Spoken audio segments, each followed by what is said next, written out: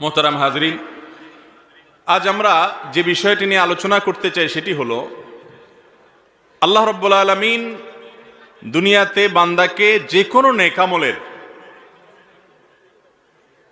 একটা নগদ ফিডব্যাক দিয়ে থাকেন, আর আখিরাতে অনন্ত অসীমকালে তার যে পুরস্কার, তার যে জাযা, তার যে বদলা, সেটা তো আল্লাহ তো দিয়েই থাকেন। ওয়াদা গোটা কোরআন জুড়ে আল্লাহ তাআলা সেটাই করেছেন।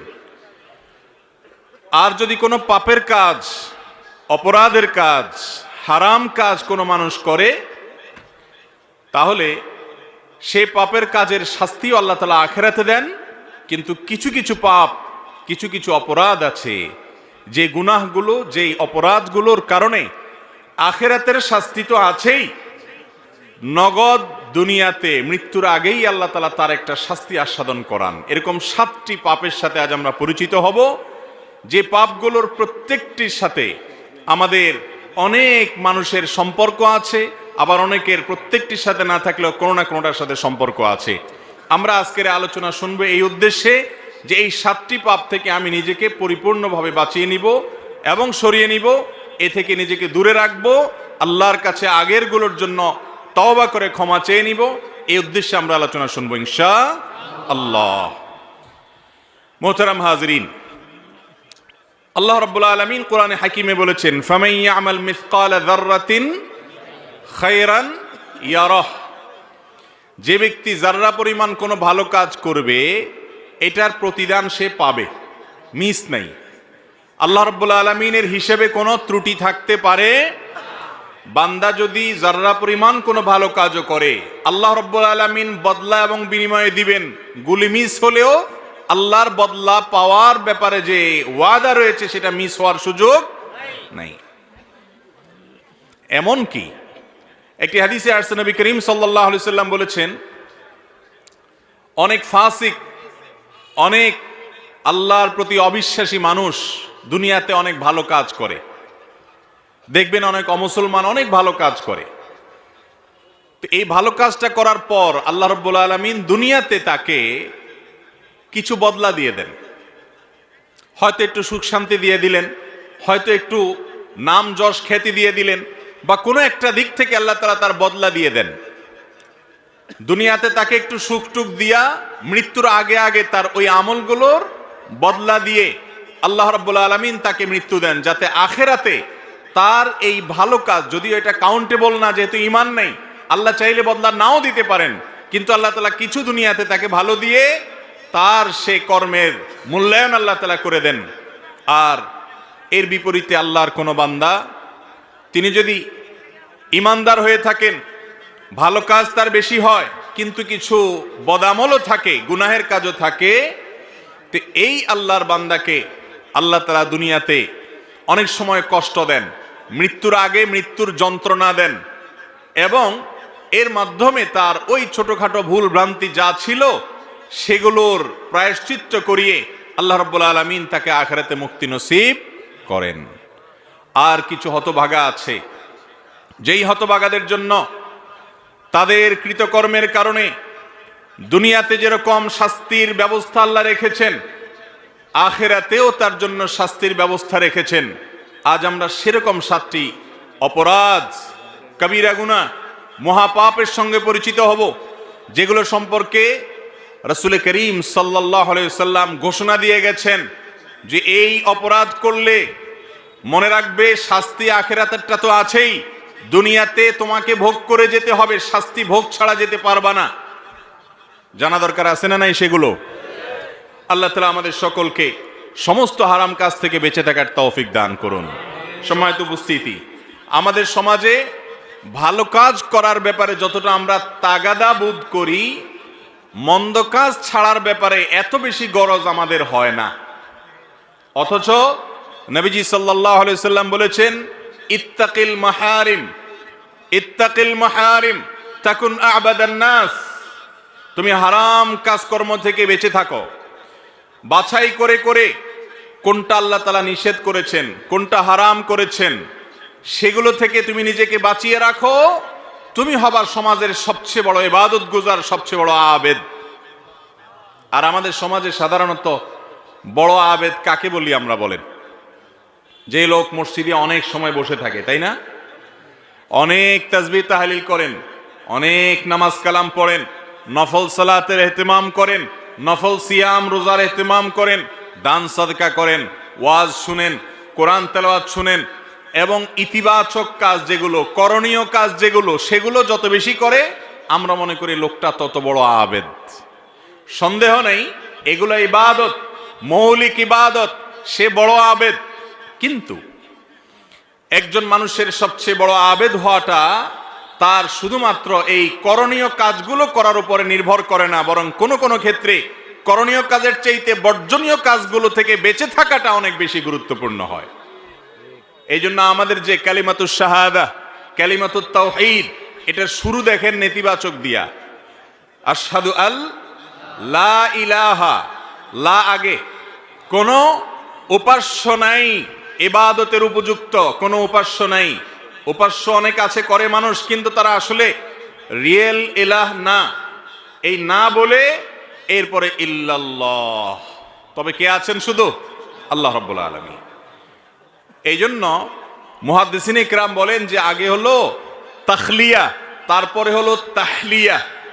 আগে হলো গায়রুল্লাহ থেকে নিজেকে মুক্ত ঘোষণা করা, তাগুতের প্রতি অস্বীকৃতির ঘোষণা দেওয়া, এরপরে হলো ইলাহুল আলামিনের প্রতি ঈমান আনা। তাহলে শুধুমাত্র নামাজ রোজা পড়লে চলবে নাকি হারাম থেকেও বাঁচতে হবে? বাঁচতে হবে। আর সেই হারাম কাজগুলো যেগুলোর কারণে দুনিয়াতে নগদ শাস্তি হবে, তোর মধ্যে থেকে সর্বপ্রথম যে হারাম কাজের কথা বলতে চাই সেটা হলো মা বাবার অবাধ্যতা, নাফরমানি। উকুকুল ওয়ালিদাইন হাদিসের ভাষায়, কোরআনের ভাষায়। আর এই সম্পর্কে মুস্তাদরাকে হাকিমের একটি হাদিসে নবী করিম সাল্লাল্লাহু আলাইহি সাল্লাম বর্ণনা করেছেন, যে হাদিসটি বর্ণনাকারী সাহাবী আনাস ইবনে মালিক, তিনি বলেন নবী করিম সাল্লাল্লাহু আলাইহি সাল্লাম বলেছেন, ওয়া বাবানি মুআজ্জালানি উকুবাতুহুমা ফিদ দুনিয়া আল বাগয়ু ওয়াল উকুক। মানুষ যত পাপ করে, অপরাধ করে, যত অন্যায় এবং অনাচার করে, এর মধ্যে একটা পাপ এমন আছে যেই পাপের কারণে আল্লাহ তাআলা দুনিয়াতে নগদ শাস্তি দেন, আর সেটা হলো উকুকুল ওয়ালিদাইন, বা মা বাবার নাফরমানি। মা বাবার কি করা ভাই? নাফরমানি করা। নাফরমানি মানে কি? মা বাবার অবাধ্য হওয়া। তারা যদি কোনো কাজের নির্দেশ করেন, সে নির্দেশকে আপনি আমলে নিলেন না, তোয়াক্কা করলেন না, মানলেন না। মা বাবার আদেশকে লঙ্ঘন করলেন, পাত্তা দিলেন না, কথা শুনলেন না, এবং তাদের প্রতি অবিচার হয়, জুলুম হয়, অথবা তাদেরকে ধমক দিয়ে কোনো কথা বললেন, এরকম কোনো কাজ যদি করেন, সেটা হলো মা বাবার কি করা ভাই? নাফরমানি করা। মা বাবা এমন একটা বিষয়, ইমানদারের জন্য সবচেয়ে কঠিন পরীক্ষাগুলোর মধ্যে থেকে একটা পরীক্ষার জায়গা। বিশেষ করে যখন বয়স বেশি হবে ওনাদের, এমন এমন অযৌক্তিক কথা বলবেন যে সেটা কোনোভাবেই আপনি মানতে পারবেন না। অযৌক্তিক, বেশরিয়তি কথা না, দুইটা দুই জিনিস। বেশরিয়তি কথা বললে, মা বাবা বললেও সেটা শোনা যাবে। লা তাআতা লি মাখলুকিন ফি মাসিয়াতিল খালিক। আল্লাহর কথা যদি লঙ্ঘন হয়, তাহলে কারোর কথা মানা যাবে না, সেটা উস্তাদ হোক আর মা বাপ হোক, বা যেই হোক, দলের নেতা হোক আর যেই হোক। আল্লাহর নির্দেশকে লঙ্ঘন করে পৃথিবীতে কারোর নির্দেশ মানা যাবে না। কিন্তু মা বাবা অনেক সময় এমন কিছু কথা বলেন যে কথাগুলো আল্লাহর আদেশ নিষেধের ব্যাপার না, কিন্তু দুনিয়াবী দৃষ্টিকোণ থেকে অযৌক্তিক। যেমন কথার কথা বললেন যে বাবা তুমি এখন এই কাজটা করো, আপনি দেখছেন যে এই কাজটা এখন করার দরকার নেই, একেবারে অপ্রয়োজনীয়, কিন্তু উনি বাচ্চার মতো সেটাই চাচ্ছে বারবার। তখন আমরা বেশিরভাগ ক্ষেত্রে কি করি? একেবারে আপাদমস্তক নামাজি মানুষটাও, লম্বা দাড়িওয়ালা মানুষটাও, মুহাদ্দিস মুফাসসির মাওলানা সাহেব, ইমাম সাহেব, খতিব সাহেব, বেশিরভাগ ক্ষেত্রেই এই টাইমগুলোতে নিজেকে আমরা ঠিক রাখতে পারি না। মা বাবাকে আমি পরীক্ষার বস্তু এই জন্য বলেছি, আল্লাহ রাব্বুল আলামিন তাদেরকে দিয়ে নির্দেশ করেছেন যে তারা যা বলবে তা মানতে হবে। আল্লাহর আদেশের খেলাফ যতক্ষণ না হবে ততক্ষণ পর্যন্ত তোমাকে মানতে হবে। তাদের আদেশ মানা তোমার জন্য ওয়াজিব, আবশ্যক, না মানলে গুনাহ হবে। তারা যদি তোমাকে অযৌক্তিক কিছু বলে, তাহলে তুমি যদি তোমার সক্ষমতায় না থাকে না মানলা, কিন্তু তাদের সাথে ধমক দিয়ে বেয়াদবি করে কথা বলা যাবে।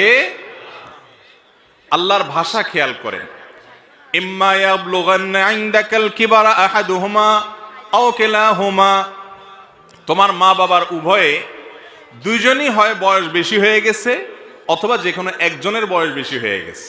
দেখেন, ফালা তাকুল লাহুমা উফফিন ওয়ালা তানহারহুমা, মা বাপকে ধমক দিয়ে কথা বলো না, উফ এটা বলো না, তাদের সামনে বিরক্তি প্রকাশ করো না। যখন তাদের বার্ধক্য আসবে, আল্লাহ এই কথা কেন বললেন? বার্ধক্য আসার পর তাদের সাথে এই বেয়াদবি করো না, তার মানে জোয়ান বয়সে বাপের সাথে বেয়াদবি করলেও অসুবিধা নাই। কি বলেন, মাফহুম মুখালাফ থেকে কি এটা বোঝা যায়?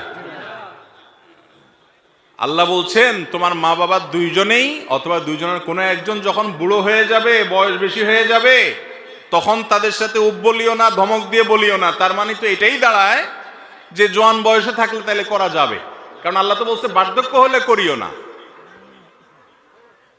কি বলেন, জোয়ান বয়সে মা বাবার সাথে বেয়াদবি করা যাবে? আসলে এটা হলো কয়েদে ইহতেরাজি বলতে পারেন, কয়েদে ইত্তেফাকি বলতে পারেন। অর্থাৎ আল্লাহ রাব্বুল আলামিন মূলত বুঝাতে চাইছেন যে মা বাবার সাথে বেয়াদবি তো মানুষ বুড়াকালেই করে। মা বাপ যখন বয়স বেশি হয় তখনই তো কথাবার্তা ছেলের সাথে মেয়েদের সাথে অ্যাডজাস্ট হয় না। নতুন জেনারেশনের মানুষ, নিউ জেনারেশন, তারা অনেক আপডেটেড, অনেক কিছু বুঝে, 2 ইঞ্চি 2 লাইন বেশি বুঝে। বাপ বেচারা আগের যুগের মানুষ, চিন্তা সব পুরাতন, এই জন্য সব বলে যা ছেলের মাথায় ধরে না। বলে কি মুরব্বী, আব্বা বলে কি, আম্মা বলে কি, মাথায় ধরে না। তো এই টাইমটাতে সাধারণত মা বাবার সাথে বেয়াদবিটা বেশি হয়। জোয়ান বয়সে বেয়াদবি করলে থাপ্পড় খাবে, কারণ বাপের তখন শক্তি আছে, মার শক্তি আছে, কানটা মলে বাইর করে দিবে। ঠিক না বে ঠিক? এই জন্য ওইটার কথা বলার দরকার হয় নাই। ওই টাইমে তো বেয়াদবি করার সাহসী পোলাপান পাবে না, কারণ কানটা মলে বাসার থেকে বাইর করে দিবে বেশি পণ্ডিতি করলে। বেয়াদবিটা সাধারণত কখন হয় ভাই? বৃদ্ধকালে। এবং সেটা কিরকম হয়?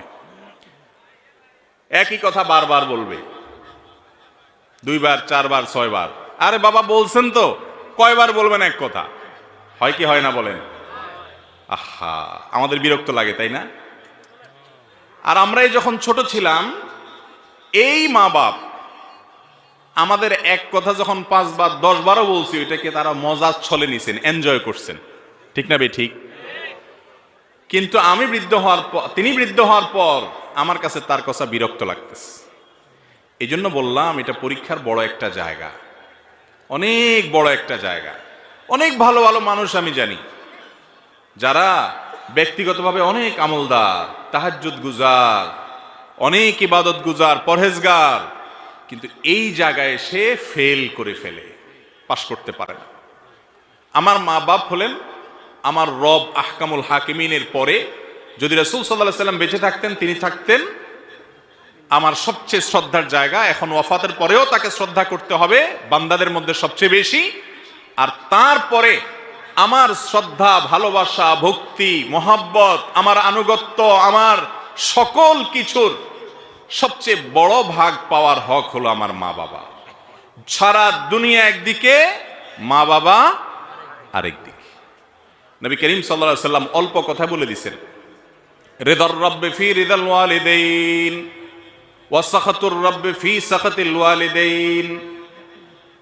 তোমার উপরে তোমার মালিক সন্তুষ্ট আছে কিনা এটা বোঝার জন্য তুমি একটু তোমার মার মুখের দিকে তাকাও, বাপের মুখের দিকে তাকাও। তারা তোমাকে দেখে অন্তরের ভেতর থেকে হেসে দেয় কিনা, আনন্দের হাসি, তৃপ্তির হাসি, পরিতৃপ্তির হাসি তাদের আসে কিনা মুখে।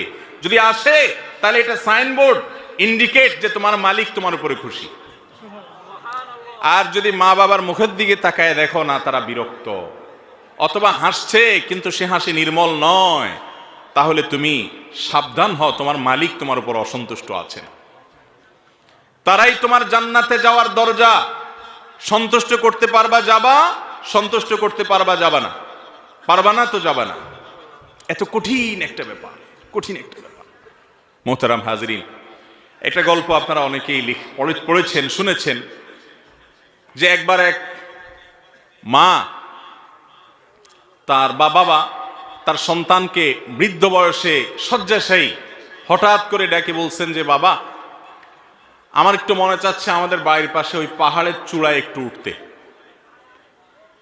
বলে আপনি এখন ওখানে উঠে কি করবেন আব্বা? বলে আমার মনে চাচ্ছে একটু নিয়ে যাও আমাকে। তো নিয়ে গেছে। নেওয়ার পর পাহাড়ের চূড়ায় উঠানোর পর সন্তান বললেন যে বাবা ঠিক আছে, আপনার একটা মনের চাওয়া, বৃদ্ধ বয়সে হয়তো পাহাড়ের চূড়ায় উঠে একটু দেখতে মনে চাইছে আশপাশটা, ভালো, আমি করলাম। খুশি তো আপনি? বাবা খুশি। এক কাজ করো, কিছু আপেল নিয়ে আসো। আপেল। বলে কি করবে? বলে নিয়ে আসো, আমি একটু দেখবো, খাবো, আতাবো, ভালো লাগতেছে। নিয়ে আসছে। আনার পরে মুরব্বী উপর থেকে একটা আপেল এদিকে মারে, বলে বাবা নিয়ে আসো, পড়ে গেছে। তো ছেলে যায় নিয়ে আস। আবার যখন একই কাজ করছে আরেক দিকে, ছেলে কি ব্যাপার, একটু আগে উনি একটা ফেললেন, আবার আরেকটা ফেললেন, কয়বার পাহাড়ে উঠানামা করা যায়? এবার 2-3 বার যখন এরকম হয়ে গেছে, এবার ছেলের মেজাজ গরম হয়ে গেছে, আর কতক্ষণ ঠিক থাকে। এবার বলে আব্বা, আপনি কি আমার সাথে তামাশা শুরু করছেন? আমি বুঝলাম না। আপনি এক একবার এক এক দিকে আপেল মারেন আর আমার বলেন নিয়ে আসতে, এটার মানেটা কি? আমি কি এত বেকার এবং এত এই অহেতুক কাজের মানেটা কি আপনি বলেন দেখি। সাধারণত আমরা যেরকম করি আর কি, মা বাবার সাথে এরকম করি উঠছে। তখন তার সে বাবা বা মা, তিনি বললেন যে বাবা রে, আমার আসলে কোনো পাগলামি করার ইচ্ছা জাগে নেই, আমি তোকে একটু চেক করলাম যে ছোটবেলায় এই পাহাড়ের উপরে ওঠার পর তুই বল নিয়ে আসতি এবং সারাক্ষণ ফেলতি, ইচ্ছাকৃত ফেলতি, আর তোর বল কুড়ায় আনতে আমার কোনো কষ্ট হইতো না, অনেক হাসির চোটে হাসি মুখে নিয়ে আসতাম, তোর সাথে মজা করতাম, বরং বল নিয়ে এসে 2 বার 10 বার না, কতবার যে তুই ফেলছস, কখনো আমার বিরক্ত লাগে নাই। কিন্তু এখন 2-3 বার আমি ফেললাম, একটু দেখার জন্য কি হাল, দেখলাম না, তোর অনেক বেশি বিরক্ত লাগছে বাবা। তো সন্তান হিসেবে বাবাকে যখন তুমি কষ্ট দাও, তখন বাবা হিসাবে, মা হিসাবে সেটাকে এনজয় করে, পেশাব করে দেন এই ঠান্ডা শীতের মধ্যে, বাপ নামাজ পড়তে যাবে, কোলে নিচে আদর করে দিলেন শ্বশুরে ছাড়া, বেচারা হাসি মুখে দিছে, দেহা দিছে গরম করে, খুশির চোটে, আনন্দের চোটে আপনার সেটাকে এনজয়ের ভাবে নিয়েছে, কোনো রাগ চেতাচেতি নাই। আর যদি বৃদ্ধ হওয়ার পরে বাপ মা এই কাজটা করে, তখন কি অবস্থা হয়? আমরা একটু মেলানোর সুযোগ পাচ্ছি কি পাচ্ছি না? মোহতারাম হাজরিন, আল্লাহ রাব্বুল আলামিনের তরফ থেকে এটা এমন বড় একটা পরীক্ষার বিষয়। তারা অযৌক্তিক বিষয় বলবে, মানতে পারবেন না, চুপ থাকবেন, বেয়াদবি করতে পারবেন না, বলবে তোর সব কামাই রোজগার ছোট ভাইরে দিয়ে দে। এই সমস্যাটা একটু বেশি আমাদের সমাজে, তাই না? ওই বোনের দিকে বেশি টানে তো টানেই টানে, টানেই টানে, আর বাকিটা কিছু দেখে না, বয়স হয়ে গেছে, সেন্স নাই, মাথায় কাজ করে না। আপনি তখন একজন সন্তান হিসাবে, জান্নাতের পথযাত্রী হিসাবে সেটাকে এনজয় করবেন, যে বয়স হয়ে গেছে তো, ছোটবেলায় যেরকম মানুষ খেয়ে হারিয়ে ফেলে, উনিও সেরকম করছে, কিন্তু আল্লাহর পক্ষ থেকে পরীক্ষা, ওফ বলা যাবে না, ওফ স্যাড, এসব বলা যাবে না, এমন কোনো কথা বলা যাবে না যে তাদের সামনে কষ্ট হতে পারে, মেনে নিতে হবে। বলে তাহলে কি অযৌক্তিক কাজ করতে হবে? না, অযৌক্তিক কাজ করতে শরীয়ত আপনাকে বাধ্য করে না। তিনি বললেন যে সব কামাই করে তোমার এই ভাইকে দিয়ে দাও, শরীয়ত আপনাকে বলে না সব কামাই করে দিয়ে দিতে। এই জায়গায় আপনি কি করবেন? এই জায়গায় আপনি করবেন হলো বিচক্ষণতার সাথে মোকাবেলা। কিভাবে? মা বাবার সাথে বেয়াদবি নেই, বলবেন আব্বা আমি যতটুকু পারতেছি চেষ্টা করতেছি, আপনি দোয়া করেন আল্লাহ যেন আরো তৌফিক দেয়, আল্লাহ ওকেও যেন দেয়, আমি দেব। কথাবার্তার ভিতরে কোমলতা থাকবেন, অপারগতা প্রকাশ করলে সেটা বিনয়ের সাথে করবেন, কৌশলে এড়িয়ে যাবেন, ডাইরেক্ট মিথ্যাও বলবেন না, আবার ধমকও বাবা মাকে দিতে পারবেন। জটিল একটা জায়গা, না পারবেন কইতে, না পারবেন সইতে, কিন্তু চুপ থাকতে হবে, কারণ আপনাকে জান্নাতে যেতে হবে। কথা কি বুঝতে পারছি ভাই? আব্দুল্লাহ ইবনে আব্বাস রাদিয়াল্লাহু তাআলা আনহুর একটা হাদিস আছে, উনি বলেছেন কেউ যদি বাপের সামনে, মায়ের সামনে নিজের চাদর বা জামায় ধুলা লাগলে সেটা যদি এরকম ঝাড়া মারে বাপের সামনে, মায়ের সামনে, এও মা বাবার নাফরমান, কিয়ামতের ময়দানে বিচার হবে। তাহলে এবার বুঝেন, যারা ধমক দিয়ে, ঝাড়ি দিয়ে, বেয়াদবি করে উচ্চ স্বরে বাবা মার সামনে কথা বলেন, তাদের পরিণতি কি হতে পারে। আজ যুবকদের মধ্যে বিশেষ করে এই ম্যানার্স হারিয়ে গেছে। ইসলামের সৌন্দর্য আজ আমাদের থেকে বিদায় হয়ে যাচ্ছে। এটাকে পুনরায় আমাদের মধ্যে ফিরিয়ে আনতে হবে এবং তওবা নাসুহা করতে হবে। যদি বাবার সাথে বেয়াদবি করেন, দুনিয়াতে আপনার সন্তানের হাতে আপনি লাঞ্ছিত হবেন, নগদ শাস্তি, আখিরাতেরটা পরে মিস নাই। একটা ঘটনা আপনারা শুনছেন না, বহুত পুরাতন মাহফিলে তো এই ঘটনা শুনতে শুনতে আমরা ছোটবেলা থেকে বড় হয়েছি। যে বাপের গলায় রশি বেঁধে বলে ছেলে টানতেছে, বাড়ি থেকে টানতে টানতে বাঁশের ঝাড় পরিমাণ আনার পরে বাপে বলছে, বাবা ইশারা দিছে একটু থাম থাম। তো ছেলে বলছে যে কি ব্যাপার, হাত দিয়ে কি ইশারা দিতেছ? তোমার তো আজকে নিয়ে খেতে ফেলাই দিয়ে আসবো, জ্বালাইতেছ বহুত। এরকম কুলাঙ্গার দু চারটা এখনো আছে, একেবারে রূপকথার গল্প না। তখন বাপ বলে ছেলেকে বলছে, বাবা আর টানিস না, এই জন্য বললাম কার তোর দাদারে আমি এই পর্যন্তই আনছিলাম, এখন আমার পরিণতি আমি সেটা ভোগ করতেছি, যতটুক নিবি তুইও ভোগ করবি বাপ, মিস হবে না। এমন এক ডেঞ্জারাস বিষয়, যে সমস্ত সন্তান তার ছেলের সামনে তার মেয়ের সামনে বাবার জুতাটা সোজা করে দেয়, বাসা থেকে বের হওয়ার সময় জুতাটা আগায়া দেয়, ওই ব্যক্তির ছেলে যখন বড় হবে সে তার বাপের জুতার উপর পাড়া দিতে তার বিবেকে বাঁধবে।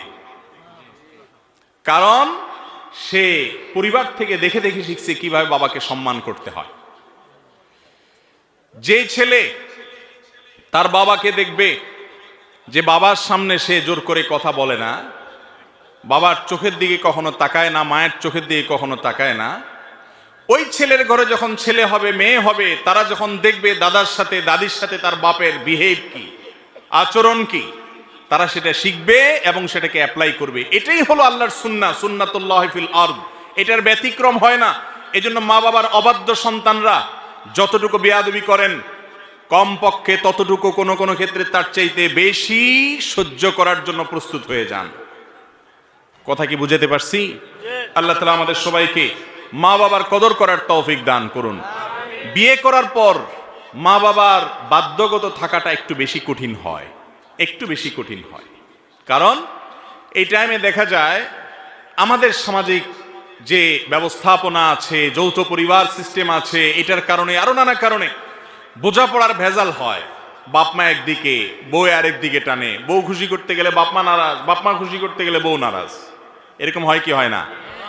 এই অবস্থায় আমি সবসময় বলি, পাটা আর পুতার ঘষাঘষিতে মরিচের অবস্থা যেরকম খারাপ হয়, ছেলেমেয়েরা এইরকম টাইমে এসে অত্যন্ত চালাক মানুষের মতো দুই দিককার প্রেশার নিতে হয় এবং সাবধান থাকতে হয়।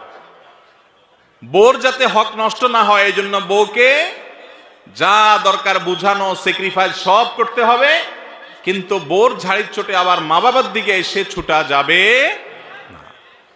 আর যদি কখনো বড় কোনো স্যাক্রিফাইস করতে হয় তাহলে স্ত্রীর সাথে সেটা করতে হবে। মায়ের ব্যাপারে আপনার বেয়াদবি করে বা তাদের উপরে চড়াও হয়ে কোনো কিছু করা যাবে। আল্লাহ তাআলা আমাদেরকে বোঝার তৌফিক দান করুন। তাহলে একটি পাপের কথা জানলাম, যেই পাপটার শাস্তি আল্লাহ তাআলা দুনিয়াতে নগদ দেন, সেটা হলো মা বাবার নাফরমানি। এই নাফরমানি আজকাল বাড়ছে সমাজে না কমছে? বাড়ছে। কিরকম বাড়া বাড়ছে? এখন বন্ধুর সাথে কথা বলে খুব মিষ্টি সুরে, তাই না? মনে করেন আড্ডা মারতেছেন দোস্তের সাথে, ফোন করলো বাপে মায়ে, অনেক রাত হয়ে গেছে চলে আয়, ফোনটা ধরেই দিলেন একটা ঝাড়ি, এত ক্যান ক্যান করো, এতবার ফোন দিছো, হইছে তো, বুঝলাম তো, এবার রাখো মোবাইলটা, রেখে এবার দোস্তে, হ্যাঁ বল কি অবস্থা, মিষ্টি সুরে। আছে না নাই? এটাকে বলে কুলাঙ্গার সন্তান। এটারে কি বলে ভাই? কুলাঙ্গার সন্তান। ভাই রে, এই সন্তানের জন্যই জাহান্নাম। এরাই কপাল পোড়া। এই কপাল পোড়া সন্তান হওয়ার জায়গা থেকে বেরিয়ে আসতে হবে, নিজের সঙ্গে চ্যালেঞ্জ করতে হবে, সংগ্রাম করতে হবে, মা বাবার অনুগত সন্তান হতে হবে। রাজা মহারাজাদের কাছে প্রজারা যেরকম থাকে, প্রজাদের কাছে রাজা মহারাজারা যেরকম থাকে, আপনার কাছে আপনার বাপ মা সেরকম থাকবে। তারা অশিক্ষিত, তারা বুঝে না, তারা উল্টাপাল্টা বলে, তাদের বয়স হয়ে গেছে, কোনো সেন্স নেই, এরপরও আপনার বাপ আপনার মা দুনিয়াতে তাদের মাধ্যমে এসেছেন, তাদের সাথে বেয়াদবি কখনো করা যাবে। এমনকি তারা যদি আপনার হক নষ্ট করে, ভালো করে শুনে রাখেন, বাপ আপনার হক নষ্ট করেছে, ভরণ পোষণ দেয় নেই, মা হক নষ্ট করেছে, আপনার খোঁজ খবর রাখে নাই, আপনার প্রতি জুলুম করছে, আরেক সন্তানের দিকে টানছে, তাদের পাপের কারণে অবশ্যই তাদেরও বিচার হবে। মা বাপ যে একেবারে আমাদের প্রতি জুলুম করলে আল্লাহর কাছে পার পাবে তা না, তার বিচার আল্লাহ করবে, কিন্তু সন্তান হিসাবে আপনি তার কোনো বিচার করতে পারবেন না। এত জটিল একটা বিষয়। অতএব আমরা আজকের এই মজলিস থেকে তওবা করে যাই যে বাবা মার সাথে কখনো আমরা বেয়াদবি করব। যদি আগে কোনো বেয়াদবি হয়ে থাকে এখনো সময় আছে, এখনো সময় আছে। পায়ে পড়ে যান, চোখের পানি ফেলে দেন। আমি আমার ব্যক্তিগত অভিজ্ঞতার কথা মাঝে মধ্যে শেয়ার করি বোঝার সুবিধার জন্য। সন্তান হিসেবে আমাদের দেশের যে আর্থ সামাজিক অবস্থা, যৌথ ফ্যামিলি ব্যবস্থাপনা এবং নানা রকম সীমাবদ্ধতা, আমরা নিজেদেরকে পরিপূর্ণ বাবা মার অনুগত করে রাখা কঠিন হয়। অনেক সময় পারিপার্শ্বিকতার কারণে, সুশিক্ষার অভাবে, এক একজনের এক এক সমস্যার কারণে বাবা মার সাথে উচ্চবাচ্য হয়ে যায়, জোরে কথা বলে ফেলি, হয় কি হয় না? এরকম যদি কখনো হয়, আমি ব্যক্তিগতভাবে যে এক্সারসাইজটা করি, আমি মনে করি যে সমস্ত মুত্তাকি পরহেজগার মানুষদের এটা করা উচিত এবং সবাই করেন নিশ্চয়ই, আরো ভালোভাবে হয়তো করেন। সেটা হলো দেরি না করে সাথে সাথে বাবা মার সাথে সেটাকে মিটমাট করে ফেলা, এমন ভাবে মাপ চাওয়া, চোখের পানি ফেলা, এমন ভাবে পায়ে পড়ে যাওয়া, এমন ভাবে তাদের কাছে ক্ষমা চাওয়া যে মাপ না দিয়ে তারা পারবে না, বরং উল্টা আরো সন্তুষ্ট হয়ে যাবে যে আমার সন্তান তার ভুল বুঝতে পেরেছে। মা বাবার কাছে ছোট হলে মানুষ ছোট হয়? এখানে যত ছোট হবেন ওই আরশে আজিমের মালিকের কাছে তত বড় হবেন ইনশাআল্লাহ। কখনো ঢাকা থেকে ফোনে বেয়াদবি করে ফেলেছেন, শেষ, সব কাজকাম বন্ধ, চলে আসেন দেশে, গ্রামে, পাগলের মতো হয়ে ছুটে পড়েন পায়ে এবং চোখের পানি ফেলতে থাকেন। আপনি আস্তে আস্তে যদি মওত হয়ে যায় বাপের বা মার, তো শেষ, ক্ষমা চাওয়ার সুযোগ আপনার শেষ হয়ে গেল। হ্যাঁ, এরপরেও আপনি আল্লাহকে সন্তুষ্ট করে মা বাবার কাছ থেকে কিয়ামতে মাপ পেতে পারেন, সম্ভাবনা ক্ষীণ, বা কোনো কোনো ক্ষেত্রে সম্ভাবনা বেশি থাকতেও পারে, কিন্তু রিস্কে পড়ে গেলেন। আর তারা জীবদ্দশায় যদি মাপ চেয়ে নিতে পারেন তাহলে শেষ হয়ে গেল। মা বাবার কাছে মাপ চাইব তো ইনশাআল্লাহ।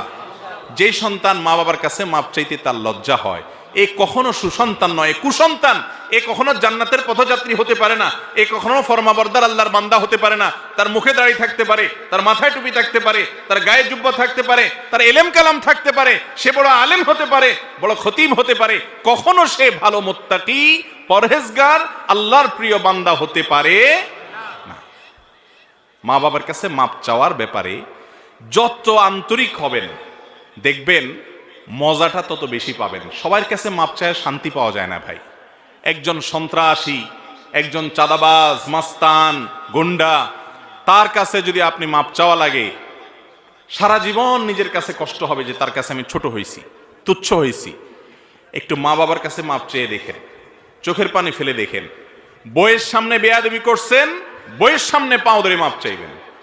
সন্তানের সামনে জোরে কথা বলছেন, সন্তানের সামনে চোখের পানি ফেলে মাপ চাইবেন, জড়িয়ে ধরবেন এবং এমন ভাবে ধরবেন যে তারা সন্তুষ্ট হয়ে তারা বরং আপনাকে বুকে টেনে নিবে। এরকম যদি মাপ চাইতে পারেন, বিশ্বাস করুন আপনি দেখবেন যে সেই মাপ চাওয়ার পরে আপনার ভেতরে যে তৃপ্তি, মানবিক যে আনন্দ, আপনার ভেতরে যে ভালো লাগা কাজ করবে যে আমি একটা বিরাট বড় মামলা ফিনিশ করে ফেলেছি, একটা মামলা নিষ্পত্তি করে ফেলেছি, কিয়ামতের ময়দানে পাকড়াও হাত থেকে নিজেকে নিষ্কৃত করে ফেলেছি, মা বাপকে সন্তুষ্ট করতে পেরেছি, সাথে সাথে দেখবেন যে অসম্ভব এক ভালো লাগা কাজ করবে। সব জায়গায় ছোট হইলে মানুষ ছোট হয় না, কোনো কোনো জায়গায় ছোট হইলে মানুষ বড় হয়। মাপ চাবো তো ইনশাআল্লাহ বাবা মার কাছে। প্রত্যেকটা ছোট বড় মামলার জন্য মাপ চেয়ে নিব, প্রত্যেকটা। কয়দিন পর পরে রিনিউ করবেন, রিনিউ, ক্ষমা চাওয়াটাকে কি করবেন, রিনিউ করবেন, মাপ চেয়ে নিবেন। কখনো নিজেকে ছোট মনে করবেন না। আপনার সন্তান, আপনার স্ত্রীকে বুঝাবেন যে তারাই আমার জান্নাত, দুনিয়া একদিকে তারা একদিকে। হ্যাঁ, সেটা করতে গিয়ে আবার স্ত্রীর প্রতি জুলুম করবেন না, তার অধিকার তাকে দিয়ে দিবেন। ইসলামটা হলো মা লাহা ওয়া মা আলাইহা বুঝা। আমার নফস, আমার নিজের উপরে, আমার সত্তার উপরে আল্লাহ তাআলা কি করতে বলেছেন, কি করতে নিষেধ করেছেন, কার কি পাওনা, কার কি অধিকার, সেটা বুঝায় দেওয়ার নাম হলো কি ইসলাম। আল্লাহ তাআলা আমাদেরকে আমলের তৌফিক দান করুন। মুহতারাম হাজরিন, তাহলে এক নম্বর পাপের কথা বললাম, যেটার প্রায়শ্চিত্ত দুনিয়াতেই হয়। দ্বিতীয় নম্বর হলো জুলুম এবং অত্যাচার। এই একই হাদিসে মুস্তাদরাকে হাকিমে আসছে, নবী করিম সাল্লাল্লাহু আলাইহি ওয়াসাল্লাম বলেছেন আল বাগিয়ুর কথা। এই আল বাগিয়ুর এই পয়েন্টটা আরো অন্যান্য হাদিসেও আসছে। দুনিয়াতে যদি কেউ কারোর প্রতি জুলুম করে, এর বিচার আল্লাহ তাআলা আখিরাতে তো করবেনই। আয-যুলমু যুলুমাতুন ইয়াউমাল কিয়ামা, কিয়ামতের দিন দুনিয়ার এক একটা জুলুম বহুমুখী অন্ধকার হয়ে মানুষের কাছে হাজির হবে। কোনো আলো সে দেখতে পাবে না, বিপদ তার সামনে আসবে। আর আল্লাহ লানাতুল্লাহি আলা যালিমিন তো আছেই। এত কিছুর পরেও মানুষের প্রতি যদি আপনি অবিচার করেন, জুলুম করেন, দুনিয়াতে আল্লাহ নগদ শাস্তি দেন। একটা কথা আমি প্রায় সময় বলি, পৃথিবীর ইতিহাসে যত বড় জালিম ছিল, যত বড় বড় জালিম ছিল, আপনি সেটা কাবিল থেকে শুরু করেন। হাবিলের প্রতি কাবিল যে জুলুম করেছে, নিজের ভাইকে হত্যা করেছে, সেই জুলুমের কারণে তার পরিণতি, তার লাঞ্ছনা, তার অপমান, তার শাস্তি, দুনিয়াতে বেইজ্জতি আল্লাহ করেছেন না করেন নাই? প্রকাশ করে দিয়েছেন। ফিরআউন বনি ইসরাইলের প্রতি জুলুম করেছে, দীর্ঘদিন জুলুম করেছে, নিজেকে রব দাবি করেছে। আল্লাহ রাব্বুল আলামিন কিছুদিন ছাড় দিয়েছেন। আল্লাহ বলেছেন ওয়া উমলি লাহুম ইন্না কাইদি মাতিন, আমি ছাড় দেই, ঢিল দেই, বড়শিতে মাছ ধরার মতো। যদি বেঁধে যায় মাছ তো ছেড়ে দেয় সুতা, মাছ লাফাইতে থাকে, মনে করে আমাকে তো ছাড়াই দেওয়া আছে, কেউ তো টানতেছে না। আল্লাহ সবসময় টানেন না। ইন্না কাইদি মাতিন, যখন টান দেন সেটা অনেক শক্ত টান হয়, ছুটার কোনো সুযোগ থাকে না। অসংখ্য জালিমকে আল্লাহ পাকড়াও করে আমাদের চোখে আঙ্গুল দিয়ে দেখায় দেন, কিন্তু আমরা তারপরে বুঝি না। ফিরআউনকে আল্লাহ তাআলা পাকড়াও করেছেন না করেন নাই? এরপরে আপনি দেখেন জুলুম অবিচার যখন আবু জাহাল আবু লাহাবরা করেছে, আল্লাহ তাআলা ছাড় দিয়ে রেখেছেন। বহুদিন করেছে, খেলেছে দুনিয়াতে, আল্লাহ তাআলা পাকড়াও করেছেন। কাউকে একটু পরে ধরেন, কাউকে একটু আগে দেন। ইমানদারদের ইমানের পরীক্ষা করেন, কিন্তু চূড়ান্ত পরিণতিতে জালেম জুলুম করে হাসতে হাসতে দুনিয়া থেকে চলে যাবে, কোনো বিচার হবে না। একজন জালিমের ক্ষেত্রে এটা কোনোদিন সম্ভব হয় নাই, হবে না, হয় নাই এবং হবে না। নবী সাল্লাল্লাহু আলাইহি ওয়াসাল্লামের ওয়াদা, জুলুম, অবিচার, অত্যাচার, লুণ্ঠন এবং দুঃশাসন, অপশাসন, মানুষের প্রতি মানুষকে কষ্ট দেওয়া, এই কাজগুলো যারা করে আল্লাহ তাআলা তাদেরকে দুনিয়াতে শাস্তি দেন, আখিরাতটা তো আছেই। প্রিয় ভাইরা আমার, আমরা প্রত্যেকে যদি নিজের হিসেবটা করি যে আমি আমার অধীনে কার প্রতি জুলুম করার মতো আছে। ইয়াং মানুষ 2-4-5 বন্ধু মিলে হোটেলে খাইতে গেছেন, মেসিয়ারকে ডাক দিচ্ছেন, টোনটা কি থাকে তখন বলেন? টোন থাকে তখন ধমকের টোন। এই চা নিয়ে আসো, আরে কতক্ষণ বললাম, এখনো সময় হয় না, কানে শোনো নাই? 2-4-5 জন একসাথে থাকলে গায়ে একটু গরম গরম লাগে, তাই না? বাসে উঠছেন 4-5 বন্ধু মিলে, বিশেষ করে যুবকরা, তখন শরীরে একটা ভাব আসে, তাই না? মানে তখন ধরাকে সরা মনে করেন, এরে ধাক্কা দিচ্ছেন, ওরে ধাক্কা দিচ্ছেন, কাউকে দেখার সময় নেই। হ্যাঁ, কন্ট্রাক্টর বেটারের ডাক দিচ্ছেন, টাকা যা দিচ্ছেন, বেচারা কিছু বলার সাহস নাই। কি আবার কি কোনো কথা বলবি নাকি? না ভাই, কোনো কথা নেই, যা তাহলে চলে যা। এরকম একটা ভাবসাব থাকে কি থাকে না? এগুলো কিন্তু সব জুলুম হচ্ছে। আপনি অবিচার করছেন, আপনি কষ্ট দিচ্ছেন, অন্যায় আচরণ করছেন, গায়ের জোর দেখাচ্ছেন, বন্ধু কয়েকজন মিলে গেছে, শরীরে ভাব চলে আসছে। এরকমগুলো আমাদের মধ্যে আছে না নাই?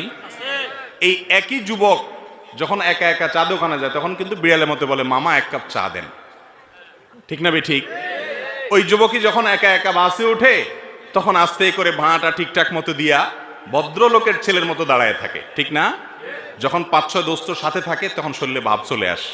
এই ভাবের চোটে যৌবন কাল থেকে কত রিক্সাওয়ালা, কত চা দোকানদার, কত বাস কন্ট্রাক্টর, কত কাজের মানুষ, কত গরিব মানুষ, কত দুর্বল, কত অসহায়, কত মানুষকে ধমক দিয়েছেন, ধাক্কা দিয়েছেন, চোখ রাঙিয়েছেন, অপরাধ করেছেন, জুলুম করেছেন, গায়ের জোর দেখিয়েছেন।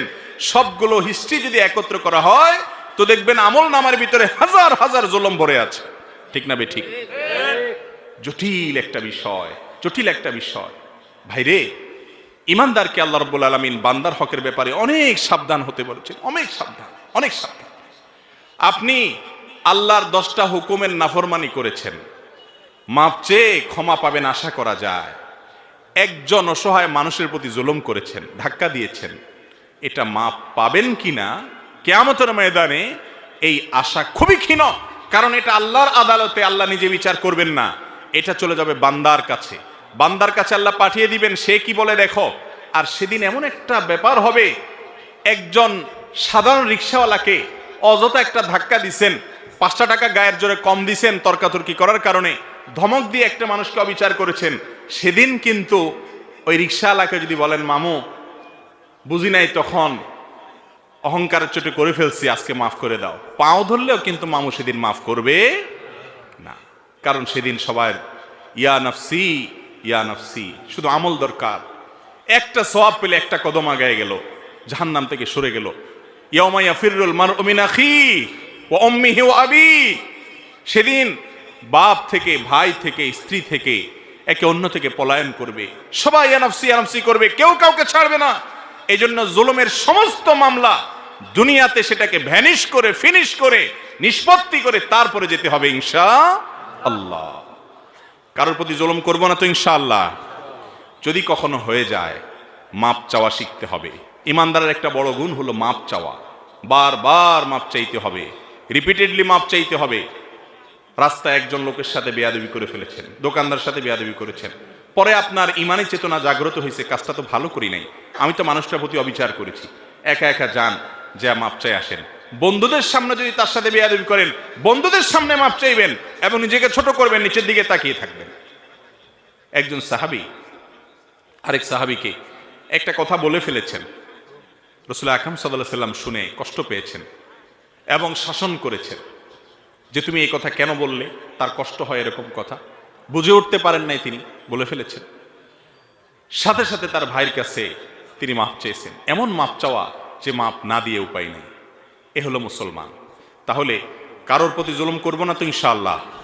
বিশেষ করে আল্লাহ তাআলা যাকে যতটুকু পাওয়ার দিছে, আমাদের সমাজে আমরা দেখি যার যতটুকু পাওয়ার আছে সে সেখানে তার পাওয়ারটা খাটায়, পাওয়ার খাটাইয়া সে অন্যায় করে, অবিচার করে, জুলুম করে। যে যতটুকু পারে, যাকে আল্লাহ যদ্দুর পাওয়ার দিছে সে তদ্দুর জুলুম করে। কেউ বড় জালেম কারণ সে বড় পাওয়ার হোল্ড করতেছে, কেউ ছোট জালেম কে সে কারণ সে ছোট পাওয়ার হোল্ড করতেছে, আর কারোর সাথে পারতেছে না, বইয়ের উপরে করতেছে। ঠিক না বে ঠিক? এটা অন্তত সবাই পারে, তাই না?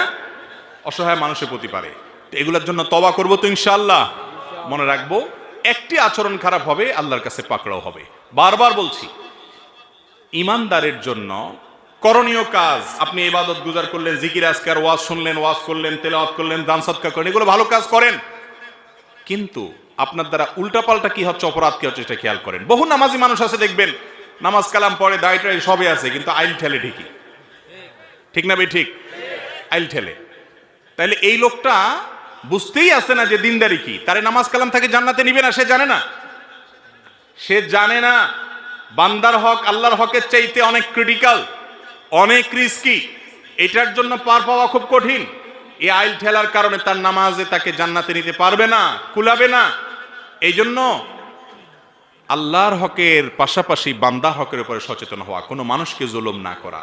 আবারও বলছি, পৃথিবীর ইতিহাসের কোন জালেম তার বিচার পাওয়া ছাড়া দুনিয়া থেকে যায় না। আমরা অনেক সময় বুঝি না, এক একজনকে আল্লাহ এক এক ভাবে বিচার করেন। কারোর ভেতরে ত্রাসের সৃষ্টি করে দেন, ভেতরে ভেতরে জ্বলে পড়ে কয়লা হয়ে যায়, উপর দিয়ে বুঝার কোনো সুযোগ থাকে না। কিন্তু আল্লাহর আযাবের কথা নবীজি ওয়াদা করেছেন, এই ওয়াদা সত্য, মহাসত্য, ব্যতিক্রম হওয়ার কোনো সুযোগ নেই।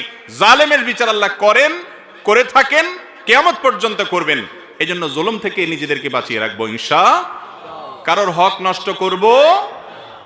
অনেক মানুষ আছে নামাজি কালামে সব ঠিক আছে, একবার টাকা ধার নিতে পারলে আর দেওয়ার কোনো খবর নেই, আছে না? নেই। আর কোনোভাবে কেউ কাউকে চান্স পাইলেই হলো, ধাক্কা কিভাবে দেব, কিভাবে তাকে একটু ল্যাং মারবো, এই চিন্তা থাকে। কিন্তু আবার নামাজ কালামও পড়ে, কারণ হলো সে জানে না এই পাপ কত জঘন্য। আল্লাহ তাআলা আমাদেরকে বেঁচে থাকার তৌফিক দান করুন। নাম্বার 3, কোন মুসলমানের ইজ্জত নষ্ট করা, এটা খুব ভয়াবহ একটা ব্যাপার। নবী করিম সাল্লাল্লাহু আলাইহি সাল্লাম বলেছেন, যদি কোনো মানুষ কোনো একটা মানুষকে এমন কোনো জায়গায় অপমান করে, যে জায়গায় লোকটা আসলে কোনো বিপদে আছে, ওই জায়গায় আপনি তাকে অপমান করলেন, চান্সে আপনি তার উপরে আরো চড়াও হলেন, আল্লাহ রাব্বুল আলামিন আখিরাতের শাস্তি তো আছে, দিবেনই, দুনিয়াতে এটা জমা করে রাখবেন এবং আপনি এমন কোন জায়গা যে জায়গায় আপনার প্রেস্টিজ ইস্যু হয়ে দাঁড়াবে, আপনি চাবেন যে সেখানে আপনাকে কেউ হেল্প করুক, কিন্তু সেই জায়গায় আল্লাহ তাআলা অন্য কাউকে দিয়ে আপনাকে অপমান করাবেন, রেহাই নেই। কোন মানুষকে যদি তুচ্ছ করেন, অপমান করেন, তার শাস্তি আল্লাহ তাআলা দুনিয়াতে নগদ দিবেন। আমাদের মধ্যে এই রোগটাও অনেক বেশি। কিছু কিছু অপরাধ আছে ভাই, যে অপরাধগুলো আমরা আঁচ করি না, বুঝি না, অনুমান করি না। একজন জেনা করছে, বুঝি খারাপ কাজ করছে, মদ খাইছে, বুঝি খারাপ কাজ করছে, খুন করছে, বুঝি, জানি যেটা খারাপ কাজ করছে, কিন্তু একটা মানুষকে আপনি কথায় কথায় হাসির ছলেই অপমান করে দিলেন, বেইজ্জত করে দিলেন, ছোট করে দিলেন, তার হক নষ্ট করে দিলেন, হাসতে হাসতে করে ফেলছেন, টেরও পান নাই। আছে না নাই এগুলা? আমাদের যুবকদের মধ্যে দেখবেন যে রোস্টিং ভিডিওর একটা আপনার কালচার আছে। রোস্টিং ভিডিও বুঝেন আপনারা? আমরা সাধারণত জানি মুরগি রোস্ট করে। রোস্টিং ভিডিওতে মুরগির রোস্ট হয় না, মানুষের রোস্ট হয়। শব্দটার মধ্যেই বোঝা যাচ্ছে কি পরিমাণ অ্যাগ্রেসিভ কর্মকাণ্ড সেখানে হতে পারে। কেউ হয়তো কোনো ভুল করেছে, কোনো অন্যায় করেছে, আর তো রক্ষা নাই। ফেসবুক আছে হাতে, ইউটিউব আছে হাতে, সবার হাতে হাতে মিডিয়া।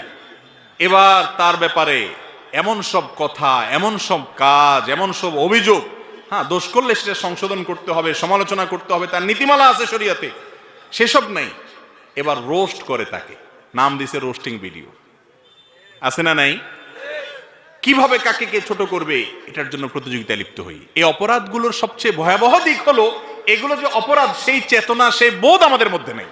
আপনি যদি অপরাধকে অপরাধ মনে করেন তাহলে তো তওবা তৌফিক হবে। আপনি তো এরকম হাজার হাজার মানুষের ইজ্জত নষ্ট করেছেন, অপমান করেছেন, আপনার খবরও নেই। বিশেষ করে কেউ যখন কোনো বিপদে পড়ে, জাতীয় কোনো ব্যক্তিত্ব, যে কোনো মানুষ, তো এবার ওই হাতি খাদে পড়লে যেরকম হয় আর কি, সবাই মিলে তার 14 গোষ্ঠী বলতে গিয়া যা না তাও বলি, আর ব্যঙ্গ, বিদ্রুপ, ঠাট্টা, গালিগালাজ, এগুলো তো আমরা মোটামুটি তখন জায়েজই মনে করি। এ রোগটা আমাদের মধ্যে আছে না নাই? কোনো মানুষকে কখনো অপমান করবেন না, কোনো মানুষকে কখনো বেইজ্জত করবেন না। নবী করিম সাল্লাল্লাহু আলাইহি সাল্লামের আখলাক ছিল, তার সামনে যখন কেউ কথা বলতো তিনি পরিপূর্ণ চেহারা দিয়ে কথা বলতেন, ঘাড় ফিরিয়ে কথা বলতেন না, কারণ এতে মানুষ মনে কষ্ট পায়, সে মনে করে যে আমাকে কেয়ার করে নাই, গুরুত্ব দেয় নাই। নবীজি সাল্লাল্লাহু আলাইহি সাল্লাম পরিপূর্ণ চেহারা দিয়ে কথা বলতেন, এই ছিল তার আখলাক। আজ আমাদের এগুলো আছে নাই। লেবাস পোশাকে মুসলমান যতটা আছে, আচার আচরণে মুসলমান তার ধারে কাছে এই সমাজে আকীদা সহি, আখলাক সহি নেই, আমল সহি, আখলাক সহি নেই। ঠিক না বে ঠিক? আল্লাহ তাআলা আমাকে, আপনাকে, আমাদের সবাইকে এই ত্রুটিটাকে সংশোধন করার তৌফিক দান করুন। আমরা প্রতিজ্ঞা করব আমাদের দ্বারা কোনো মানুষের অপমান যেন না হয়। ফেসবুকে ট্রলবাজি, এটা তো এখন যুব সমাজের কাছে সবচেয়ে পছন্দের আইটেম, তাই না? ট্রলবাজি মানে কি? এর নিয়ে হাসাহাসি, তামাশা, মশকরা। এটা ফেসবুকে কেন, অফলাইনেও নিজের দোস্তদের মধ্যে কাউকে পাইলেন আর অপমান করলেন, এগুলোকে আমরা বৈধ মনে করছি। মানুষ আজ পশুকে হার মানানোর প্রতিযোগিতায় নেমে গেছে। তাহলে এই অপরাধটা থেকে আমরা বেঁচে থাকবো, কারণ দুনিয়াতে যদি কাউকে আপনি বেইজ্জত করেন, আল্লাহ তাআলা আখিরাতের জন্য অপেক্ষা করবেন না, এটা তো আছেই। দুনিয়াতে আল্লাহ তাআলা পরবর্তী স্কোপে আপনি যেই জায়গায় এমন এক বিপদে পড়বেন যে আপনার পাশে কেউ দাঁড়াক চাবেন, ওই জায়গায় আল্লাহ আপনাকে আঘাত দেবে না, কাউকে দিয়ে রক্ষা হবে না। ওই বিপদ, একজনের বেইজ্জতের প্রতিশোধ আল্লাহ তাআলা দুনিয়াতে নেন, নগদ শাস্তি হয়। এই জন্য এই অপরাধ থেকে বেঁচে থাকবো। আল্লাহ আমাদেরকে বাঁচার তৌফিক দান করুন।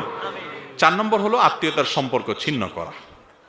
আত্মীয়তার সম্পর্ক যদি কেউ ছিন্ন করে, সেই সম্পর্কে আবু বকর রাদিয়াল্লাহু তাআলা আনহু বর্ণিত একটা হাদিস আমরা পাই, আবু দাউদে বর্ণিত হয়েছে, তিরমিজিতে বর্ণিত হয়েছে।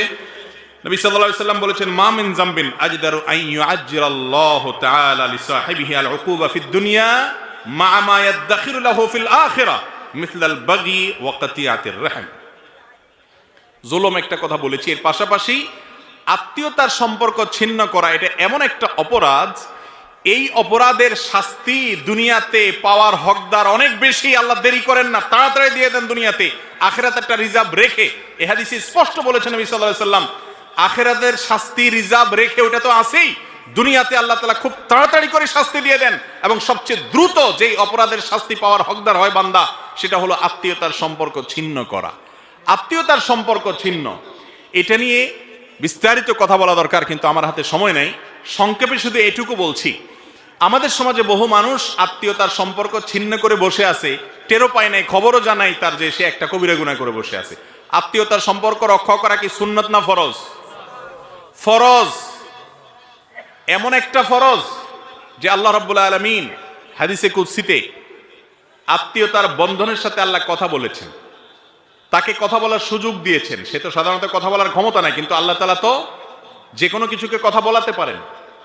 তো আত্মীয়তার বন্ধন বলছে আল্লাহ আমার কি মর্যাদা, কি কদর হলো, শরীয়তে ইসলামে আমার অবস্থানটা কি থাকলো, এই টাইপের প্রশ্ন করার পর আল্লাহ রাব্বুল আলামিন আত্মীয়তার বন্ধনকে বলছে তুমি আর কি চাও? আমি ঘোষণা দিয়ে দিলাম তোমাকে যে রক্ষা করবে আমি তাকে রক্ষা করব, তোমাকে যে ছিন্ন করবে আমি তাকে ছিন্ন ভিন্ন করে ফেলবো। আত্মীয়তার সম্পর্ক এমন এমন একটা কঠিন বিষয়, কিন্তু আমরা এটাকে এত কঠিন মনে করি না।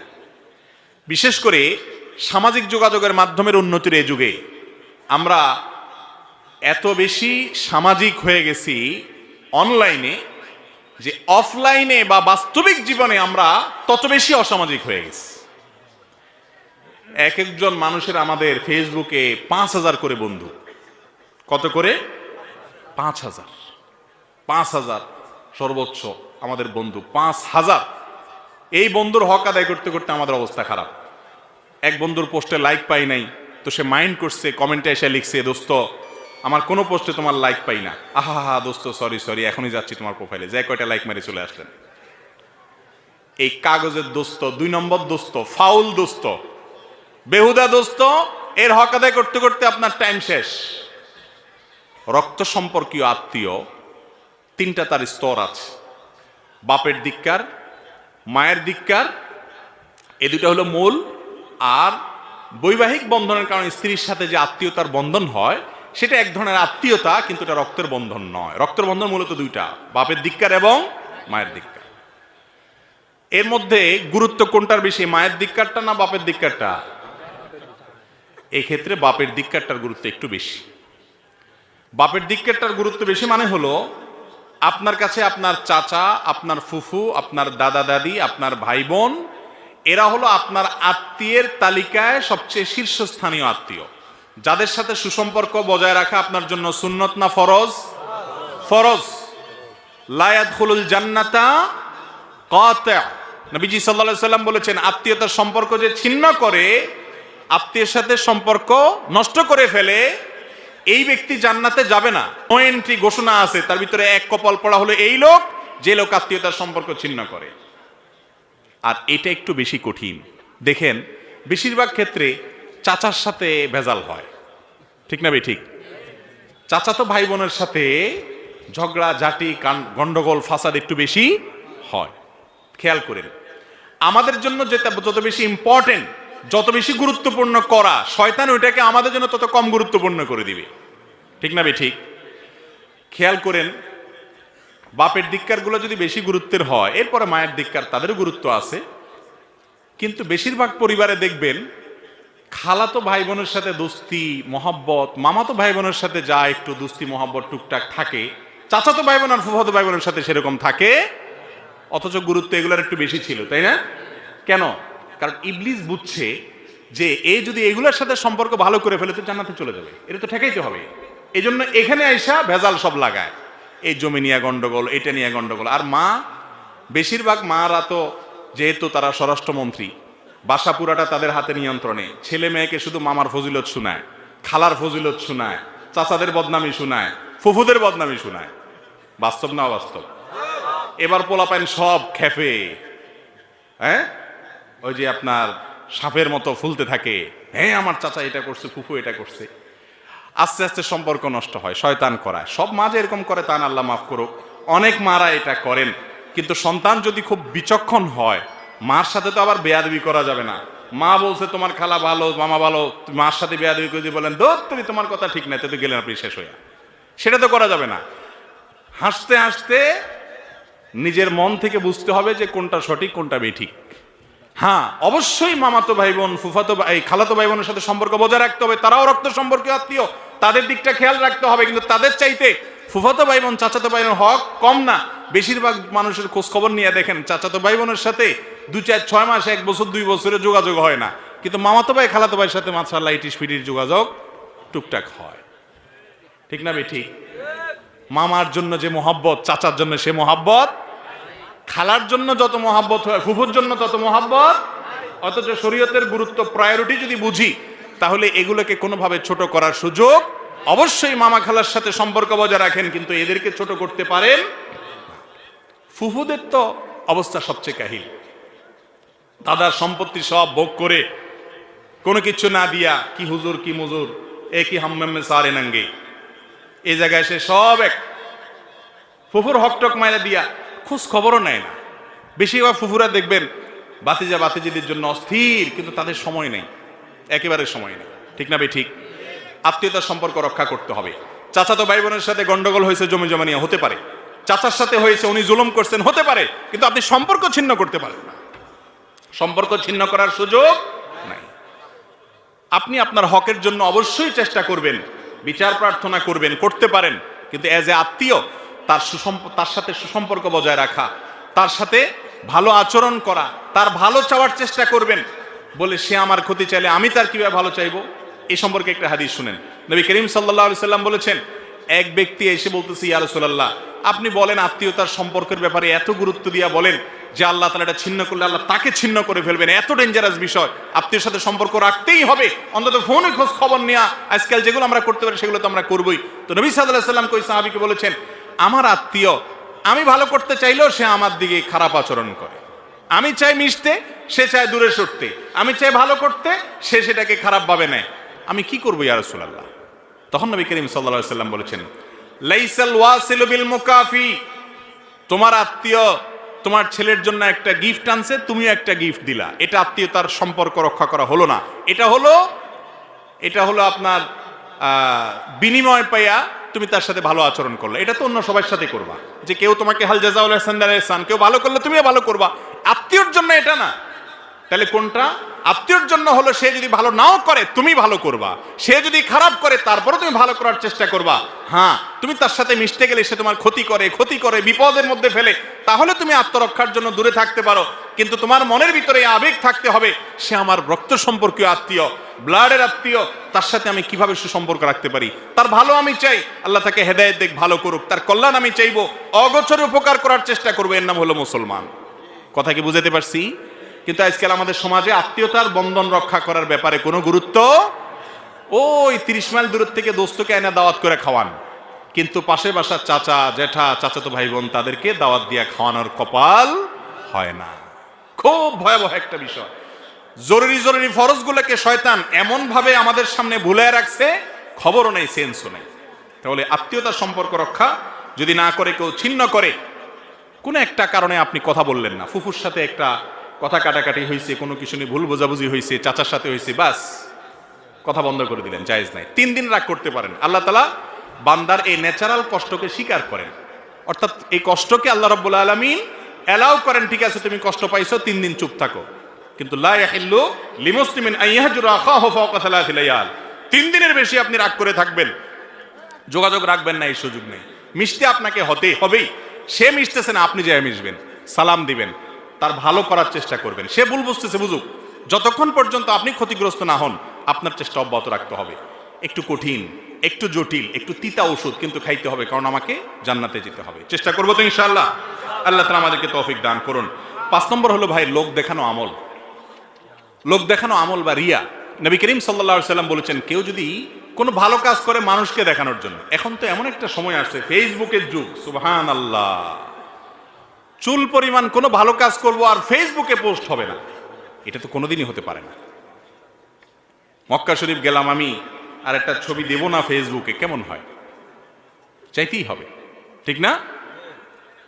একটা কলা দিলাম 5 জন মিলে একটা গরিব মানুষকে, ছবি তুলতে হবে 2-4-10টা, ঠিক না ভাই? ঠিক। এই যুগে আমলকে শুধু আল্লাহকে দেখানোর জন্য করা, এটা কঠিন হয়ে গেছে ভাইরা আমার। এটা ঠিক, লৌকিকতা মানুষকে দেখানোর মাধ্যমে একটা তৃপ্তি পাওয়া যায়, মজা পাওয়া যায়, যে সবাই আমাকে ভাবা দিল, লাইক দিল, কমেন্ট করলো ফেসবুকে, নিজের কাছে একটু ভালো লাগলো, বুঝলাম, এটা পাওয়া যায়। কিন্তু হাল্লাকা সিররুন ইনদাল্লাহ, আপনি একটু কিছু গোপন আমল করে দেখেন। একটা আমল করেন, কাউকে বলবেন না পৃথিবীতে, কাউকে না, নিজের স্ত্রীকে না, বন্ধু বান্ধবকে না, মা বাপকে না, কাউকে না। একদম গোপনে একটা আমল করেন, কাউকে কিছু দেন, এবং এরপরে আপনি শুধুমাত্র একা একা এটা নিজের ভিতরে রাখেন। জীবনে কখনো গল্প দিতে যাবেন না কাউকে যে কিছু করছেন, একটা মানুষ উপকার করছেন, দান করছেন, একটা নফল আমল পড়ছেন, 2 রাকাত নামাজ পড়েন এমন ভাবে ডানে বামে কেউ নাই, কেউ দেখছে না, একটু এই টাইমে আল্লাহর কাছে খুব ধীরে ধীরে 2 রাকাত নামাজ পড়েন, এই নিয়তে যে শুধু আল্লাহকে দেখাচ্ছি আর কাউকে দেখাচ্ছি না। এরকম যদি 2 রাকাত নামাজ পড়তে পারেন, 10 টাকা দান করতে পারেন, একটা মানুষ উপকার করেন, কাউকে দেখালেন না, কেউকে জানতেও দিলেন না, আল্লাহর কসম করে বলছি যে তৃপ্তিটা আপনার মনের ভিতরে হবে, হাজার হাজার লক্ষ লক্ষ লাইক কমেন্ট পাইয়া সেই তৃপ্তি কখনো পাবেন না। লক্ষ লক্ষ লাইক কমেন্টে যে তৃপ্তিটা পাবেন, সেই তৃপ্তিটার মধ্যে এক ধরনের নোংরামও থাকে, এক ধরনের দেখবেন যে অস্বস্তি থাকে, এক ধরনের মানে কোন একটা দিক থেকে একটা অপূর্ণতা থাকে, সেটা পরিচ্ছন্ন নির্মল পবিত্র আনন্দ না। কিন্তু আপনি নিজের ভেতরে এক ধরনের আপনার সেই আমলটাকে লুকোনের মানসিকতা রাখবেন, আল্লাহর সাথে আপনার কথা হবে যে আল্লাহ তোমাকে দেখানোর জন্য করছি, আর কেউ দেখছে না, কেউ জানছে না, এই যে নিরালা, এই যে আল্লাহর সাথে একান্তে আপনার সাথে আলাপচারিতা, এটার যে ফিলিংস হবে আপনার অন্তরে, সেটা আল্লাহর কসম সবচেয়ে পবিত্র আনন্দ হবে। করে দেখেন, করে দেখেন, মাঝে মধ্যে দেখবেন কি ভালো লাগে কাজ করে। আজ এমন একটা সময় আসছে, সব কিছুতে লৌকিকতা, মিডিয়ার কল্যাণে ভালো যেরকম হচ্ছে, আমাদের আমলগুলো বরবাদও হচ্ছে সেরকম। শিরকে আসগার, মানুষকে দেখানোর জন্য কিছু করলে। এই জন্য আপনারা জানেন 3 ব্যক্তিকে দিয়ে জাহান্নাম উদ্বোধন করা হবে, তার ভিতরে 3 ব্যক্তি হলো রিয়াকার, জাহান্নাম শুরুই হবে এদেরকে দিয়ে, এদের আগে কেউ জাহান্নামে যাবে না। কারি তেলাওয়াত করে, সবাই বাহবা দেয়, আল্লাহ আকবার বলে, মাশাআল্লাহ বলে, আল্লাহ বলবেন অনেক সুন্দর সুর দিছিলাম, কেরাত ভালো পারতা, কি করছো? বলবে আল্লাহ তোমার কালাম তেলাওয়াত করে আসছে, আল্লাহ বলবেন বুঝছেন, বাহবা পাওয়ার জন্য করছো, লাইক কমেন্ট বাহবার সব পাইছো, জাহান্নামে যাও। আলেম সাহেব কি করে আসছো? হ্যাঁ আল্লাহ এই যে এত ওয়াজ নসিহত করছে, এত কিছু করছে। আল্লাহ বলবেন কি জন্য করছো আমি জানি, যে জন্য করছো সেটা হয়ে গেছে, জাহান্নামে যাও খালি হাত। মুজাহিদ জিহাদ করে আসছো, কি করে আসছো? আল্লাহ জীবন দিয়ে দিছি আপনার জন্য, জীবন আমার জন্য দাও নাই, বীর বাহাদুর এটা সেটা পাবা সেজন্য, সেগুলো পেয়ে গেছো, জাহান্নামে যাও। এই হাদিস থেকে বোঝা যায় কোন আমলকে মানুষের সামনে দেখানোর মানসিকতা, এটা এমন একটা ভয়াবহ বিষয় যে এটা আখিরাতের শাস্তি অনেক ডেঞ্জারাস। কিন্তু আজকে আমরা বলতেছি দুনিয়াতেও শাস্তি হবে। যে হাদিসটা আমি বললাম, সে হাদিসে তিরমিজি এবং আবু দাউদে বর্ণিত, সে হাদিসে মুসনাদ আহমদে বর্ণিত, সে হাদিসে আব্দুল্লাহ ইবনে আমর রাদিয়াল্লাহু তাআলা বর্ণনা করেছেন, ওমর রাদিয়াল্লাহু তাআলা বর্ণনা করেছেন যে এই ব্যক্তি, যে ব্যক্তি মানুষকে দেখানোর জন্য দান করে, মানুষের কাছে বাহবা পাওয়ার জন্য কিছু করে, শুধু আল্লাহকে দেখানোর উদ্দেশ্য না থাকে, রিয়া যার মধ্যে থাকে, এই ব্যক্তিকে আল্লাহ তুচ্ছ করে ফেলেন, ছোট করে ফেলেন দুনিয়াতে, এটা নগদ শাস্তি। এমন ভাবে অপমান করেন, এমন ভাবে আল্লাহ তাআলা তাকে তং করে দেন, ছোট করে দেন, তার জীবনটা সংকীর্ণ হয়ে যায়, ছোট হয়ে যায়, অপমানিত থাকে, তুচ্ছ থাকে। এই হাদিস যখন বলছিলেন, আব্দুল্লাহ ইবনে ওমর রাদিয়াল্লাহু তাআলা আনহুর 2 চোখ বেয়ে তখন পানি আসছে। ভয়, কত ভয়াবহ বিষয় যে আল্লাহ রাব্বুল আলামিনকে নিবেদন করবো ইবাদত, কিন্তু মানুষকে দেখানোর মানসিকতা যদি থাকে, 10,000 20,000 50,000 টাকা দিলাম আর হুজুরের কাছে চিরকুট দিয়ে দিলাম, হুজুর বললো অমুক সাহেব এটা দিছে, বলেন মারহাবা, সবাই চিৎকার করে বলা মারহাবা। এই কালচার তো এখন ওয়াজ মাহফিলের সবচেয়ে অবিচ্ছেদ্য অংশ হয়ে গেছে, ঠিক না? ঠিক। সেই মানুষ খুব কম যে মানুষটা দান করে বলে হুজুর কারোর কাছে বলার দরকার নাই, আমি যার কাছে বলতে চাচ্ছি সে আল্লাহ জানেন, আলিমুম বিযাতিস সুদূর। এ মানুষ পাওয়া যায় না।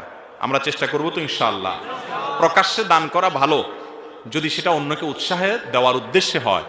আর যদি আমার একটা ভাবসাব আসবে, ডানে বামে তাকাবো, সবাই আমার মুখের দিকে তাকাবে, বাবারে অমুকে এটা দিছে, তো শেষ, সওয়াব তো পাইলেন না, বরং উল্টা শিরকে আসগরের গুনাহ করে আপনি জাহান্নামে যাবেন।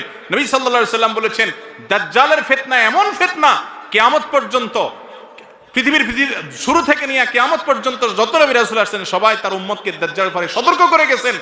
কিন্তু দাজ্জালের ফিতনার চাইতে ভয়ের ফিতনা হলো উম্মতের মধ্যে শিরকে আসগরের ফিতনা। মানুষকে দেখানোর যে এই পাপ, এটা এরকম ভয়াবহ আকারে ছড়িয়ে যাবে, আজকে এটা ছড়িয়ে গেছে। এটার শাস্তি দুনিয়াতে হয়ে থাকে। আল্লাহ তাআলা আমাদেরকে ইখলাসের সাথে সব কাজ করার তৌফিক দান করুন। এবং 6 নম্বরের যে পাপ, যেটার কারণে দুনিয়াতে নগদ শাস্তি হবে, তা হলো আল্লাহর নিয়ামতের নাশুকরি করা। কেউ দুনিয়াতে কোনো নিয়ামতের নাশুকরি করলে আল্লাহ তাআলা দুনিয়াতে নগদ সেই নাশুকরির শাস্তি দেন। আখিরাতেরটা তো আছেই।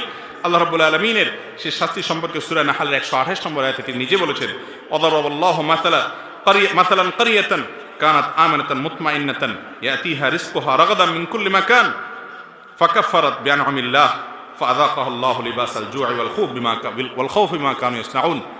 আল্লাহ রাব্বুল আলামিন এক সময় কিছু মানুষ আল্লাহর নিয়ামত পাওয়ার পর যখন অস্বীকার করেছে, নাশুকরি করেছে, আল্লাহর নিয়ামতের নিমকহারামি করেছে, আল্লাহ তাআলা তাদেরকে দারিদ্র এবং অভাব দিয়ে দুনিয়াতে নগদ শাস্তি দিয়েছেন, আখিরাতেরটা তো আছেই। এজন্য কখনো আল্লাহর নিয়ামত পাওয়ার পরে আমরা কি করব না, নাশুকরি করব না। যাই আল্লাহ দিয়েছেন সেটাকে শুকর আদায় করব। লা ইন শাকারতুম লাযীদান্নাকুম, আল্লাহ বাড়াই দিবেন নিয়ামত শুকর আদায় করলে। আর যদি ওয়ালা ইন কাফারতুম, কুফরি করলে নিয়ামত তো ছিনিয়ে নেবেন আর কঠিন শাস্তিও আছে। 7 এবং সর্বশেষ যেটা বলবো তা হলো মিথ্যা এবং বিশ্বাসঘাতকতা। এখানে দুইটা পয়েন্ট একটা ভিতরে বলে ফেললাম, মিথ্যা এবং বিশ্বাসঘাতকতা। দুনিয়াতে যদি কেউ কারোর সাথে প্রতারণা করে, 2 নাম্বারি করে, বেঈমানি করে, এই মির্জাফর এবং বেঈমানদেরকে আল্লাহ তাআলা দুনিয়াতে নগদ বেইজ্জত করেন এবং শাস্তি দেন। আখিরাতেরটা তো আছেই, মিথ্যা যদি কয় একই কথা তার জন্য আছে। তাবরানীতে এই সম্পর্কে হাদিস বর্ণিত হয়েছে, নবী করিম সাল্লাল্লাহু আলাইহি ওয়াসাল্লাম বলেছেন, মা মিন যামবিন আজদারু আন ইউআজ্জালাল্লাহু লিসাহিবি আল উকুবা ফিদ দুনিয়া মা মা ইয়াদখিরুহু লাহু ফিল আখিরাহ। আখিরাতের শাস্তি তো আছেই, এর পাশাপাশি যেই অপরাধের কারণে দুনিয়াতে নগদ শাস্তির হকদার হয় সেই পাপিষ্ঠ লোক হলো কাতিআতুর রাহিম, একটু আগে যেটা বললাম আত্মীয়তার বন্ধন ছিন্ন করা, এবং ওয়াল খিয়ানাত ওয়াল কিযব, বেঈমানি করা, নিমকহারামি করা এবং মিথ্যা কথা বলা।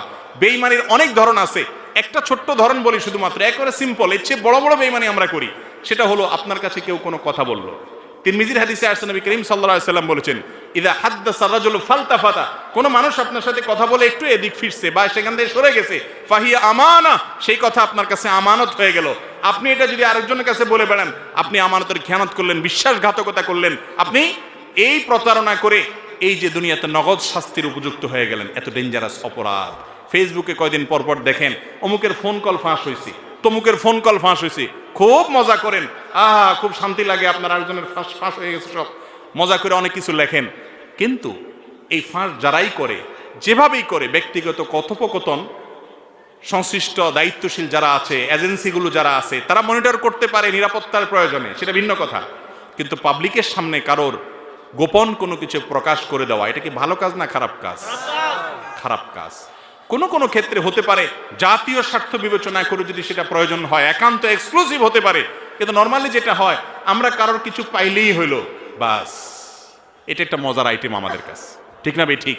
শয়তান আজকাল পাপগুলোকে আমাদের কাছে উপভোগ্য করে তুলেছে। আল্লাহ রাব্বুল আলামিন এই 7টি মহাপাপ যেগুলোর কারণে দুনিয়াতে নগদ শাস্তি হয়, সেগুলো থেকে আল্লাহ তাআলা আমাদেরকে বেঁচে থাকার তৌফিক দান করুন।